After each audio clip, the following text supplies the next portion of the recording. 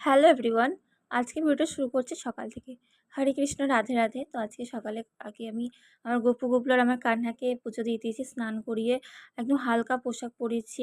আজকে প্রচণ্ড গরম আর গাছে না বৃষ্টির কারণে ফুলগুলো সব নষ্ট হয়ে গেছে, সেজন্য অল্পই ফুল পেয়েছি। তো দেখো, আমার পুজো প্রায় কমপ্লিট হয়ে গেছে। এবার ওনাদেরকে ভোগ দিয়ে দিই। তো আজকে সকালবেলাতে ওনাদেরকে বাল্যভোগে আমি বিস্কিট দিয়েছিলাম। দুধটা আজকে আর মানে সকালে আসেনি, সেজন্য দুধটা সকালে দেওয়া হয়নি। তো চলো এরপর কিছু খেয়ে নেওয়া যাক। দেখো মা লুচি আর তরকারি বানিয়েছিল টিফিনে। আমি চটপট খেয়ে নিলাম। আর কিছু বাচ্চারা পড়তে আসে আমার কাছে, ওদেরকে পড়াবো। তার আগে দেখি আমার পার্সেল চলে এসেছে। তো আজ আমি অর্ডার করেছিলাম একটা ফেস প্যাক আর একটা কিন্তু ফেস স্ক্রাবার। তো এই দুটো আমি প্রায় আমার স্কুল লাইফে ইউজ করতাম প্রায় ২-৩ বছর আগে। ২ বছর আগে আমি যখন এইচএস দিয়েছিলাম তখন ইউজ করতাম। তার মাঝে ২ বছর কিন্তু আমি প্রোডাক্টগুলো ইউজ করিনি। তবে দেখো আমার পুচু সোনার কাণ্ড, ওকে যাই দেবে তাই ও ছিঁড়বে, খেলবে, একদম বাচ্চারা যা করে। তো ও কিন্তু রাগও হচ্ছে। ও যে বুঝতে পেরে গেছে আমি ভিডিও করছি, মুখটা ঘুরিয়ে নিচ্ছে। ওকে ডাকছি, তো এমনভাবে রেগে তাকাবে না বাপরে ভয় লেগে যাবে। চোখে মনে হচ্ছে হাইলাইট চলছে দেখো।